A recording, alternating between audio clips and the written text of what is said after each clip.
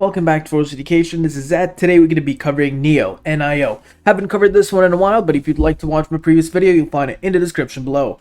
Now, the big news about this one is NIO ET7. I'll cover that in a bit, but make sure to drop a like to this video to help the channel grow, subscribe, and leave notifications on. Let's jump right into this one.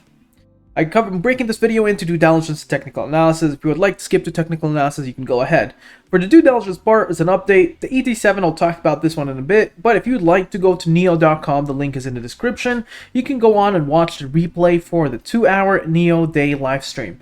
I do recommend that if you're investing, you should definitely go ahead and watch it. Now, we're not covering that, we're covering anything we can find in SEC filing that gives us a hint of the future. So way back in December, we did get a bit of a hint about offerings and ADS, which is additional sales for shares. Now, what we're going to do here is try to understand a bit more why they're having shares up. Well, of course, we get the hint first, and then we got basically the 60 million shares that are proposed, and then they do actually go ahead and sell 68 million shares, cover around $3 billion. Now, $3 billion, that is massive. And why I'm saying that is we need to go back quickly towards their balance sheet. As of September 30th, their total assets was around $26.3 billion. RMB, which is around $3.87 billion. So this gives them another $3 billion. Now their assets are valued around almost $7 billion. That's their total current assets. Their total assets in general will be valued around $8 billion. But what does that give you? That gives you the chance to fully pay off your liability of 2.978. So you see what they're trying to do there? They're trying to pay off their entire liability by the $3.049 billion. And that really can make them debt-free. Now, that will be a massive, huge news for us, or just in general for NIO investors. And we can move on ahead. So the next thing we want to cover here quickly, we covered this one, is their deliveries. So NIO delivered around 5,291 vehicles in November 2020, an increase of around 109%, and delivered around 36,000 vehicles in 2020 total, which is around 111% year over year. Now, the next thing I want to cover is their delivery notes for December, which is right around here. So I'll put it a little bit closer. There we go. NIO delivered 7,007 vehicles in December 2020, which is an increase, by the way, from the November as we just saw. And then it's an increase as well of 121% year over year. NIO delivered 17,353 vehicles in the last 3 months. That's an increase of 111% year over year. And NIO also delivered 43,728 vehicles in 2020, which is an increase of 112.6% year over year. Now, the next thing I want to cover here is of course, they have the $1.3 billion convertible senior notes. That really gives us another additional in terms of the money flow. But these are due in 2027, so that will be way ahead.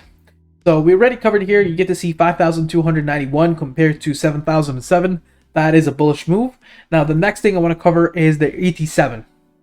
Their ET7 starts at 448,000 RMB. Which is the equivalent, as of today, $69,127 US dollars. And if we were to look into, let's say, a Model 3, now we don't have exact specifications, at least not on the SEC filings.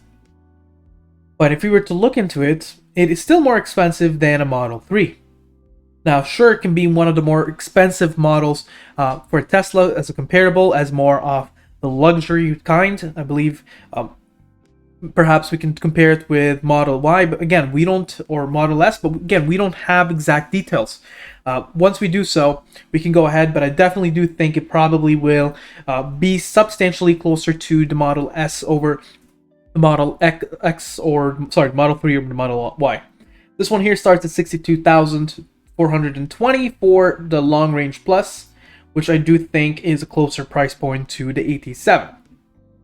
Now, you can go ahead and try to take a quick look into the ET7. They do have an entire page for it now, although a lot of the details is missing off, but you get to look at least what the interior, exterior, how it looks, some of the features there with LED, soft closing door with frameless window, and smart lightning interaction, and etc, etc, etc.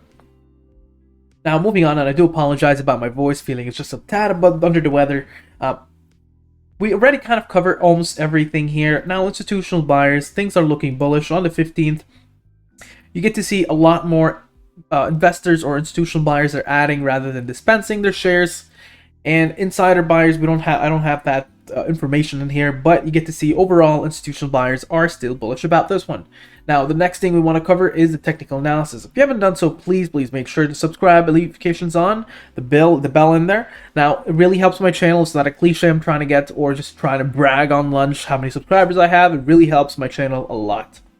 Now, on the 1 week perspective, what we get to see is 10 SMAs above 30 EMA. It looks really bullish. That green line has to be above the red line. The trading action zone where positive reversals are likely is between 48.93 and 32.69 on the 1 week time frame. It's above the 50 SMA and things are looking bullish. MACD has been stable. ADX has been pulling back, signaling that momentum is a little bit choppy, and momentum is a little bit choppy and stable.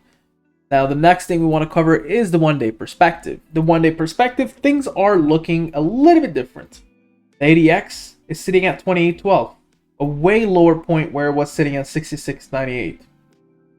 This shows you that, well, there is a possibility of a trend forming easily here. It's in the trading action zone. Remember, the trading action zone is where positive reversals are likely. Still 50 SMA is above the 200 SMA, that's bullish. 10 SMA is above 30 EMA, so the green line is above the red line, still good. Within this green line and red line, which is between 57.44 and 51.29, positive reversals are likely. And it is right now within there, so you can expect for it until it goes around 51.29. We'll probably see some point there a positive reversal. Willing percent R shows this one to be, well, oversold, but generally relative to the previous history of it. Momentum still bullish, it's still positive. Now, on a 2 hour perspective, things can look a little bit different. Right now, it looks all bearish from where it was on the 14th, where it was all bullish. You get to see it's below the 50 SMA, the purple line. The 30 EMA, the red line, is above the 10 SMA, and things are looking really sharp for this one. It looks like it's sliding downwards. Now, moving average band, you get to see this one. It's expected to trade 57.41 on the top, 52.19 in the middle, and 46.97. Now, the Bollinger's bands is between 64.44 and 39.93. Now, you get to see it's still playing within that moving average band. Every now and then, it drops to the moving average band. It gets in there to the bottom and then bounces back. So there you go. 1, 2, 3, 4, 5 instances that it did that. So my expectations is probably it will play a little bit within the band. The NIO day might have been a little bit of a catalyst that really pushed it off forward. Stochastic fast and stochastic slow are both showing a pullback is near. Now, I said a pullback, not a crash. I do believe in NIO, and I do think that they're going to pay off their entire debt with the amount of money they've just raised. And I think we're going to have some bullish days, but in general, pullbacks are something you need to recognize. Current resistance on the Fibonacci retracements is 66.92. Significant supports are 53.05, 42.16, 34.52, 26.87, 17.41, and the 2.11. Now, quickly going on towards price line actions, we get to see significant support sits at 56.12. Below there, 53.99. Below there, we're looking at 50.15. We need to go a little bit further down. Another one at 43.87. Now, significant resistances that are immediate to this one are 59.16. And then we're diving into 62.96, and then 64.02, and then 65.89. Now it comes to the question to Ed, what do you think about this one? Long-term investment, I definitely think it is a massive uptrend. I mean, you can literally see that uptrend here. And we can start drawing a little bit of different trend lines. I mean, I initially thought this was a trend line, but it really broke through that. So we can try to adjust it onto somewhere around this area here. And you can say, well, initially it was this channel, and now it somehow kind of broke away and became this channel. So if you're still trying to say that, okay, this is the upper channel, it still plays within the current normal realms of that channel. It's not far off. It's just actually in top. So you can expect to pull back down to 47-ish. Now, in the short term, I definitely do think there's a pullback. In the long term, this one, even if you bought back at the peak of 57.13 a while ago and it tanked down to 39.39, you would have been positive earlier this week. What I'm saying, in general, investment, I love the stock. I was in it all the way back, I think, in $6, and that's where I first kind of gave it as a long-term investment stock, and it's reaping already some of the benefits. But short-term, I did already sell around this range, and I'm buying down a little bit cheaper because I see that is the current indication that it's actually pulling back. Nonetheless, if it still jumps back up and it starts breaking that 61.99, I'm back in. What do you think about the sticker? Make sure to mention down in the comments below. Share, subscribe, and like. You have a wonderful day.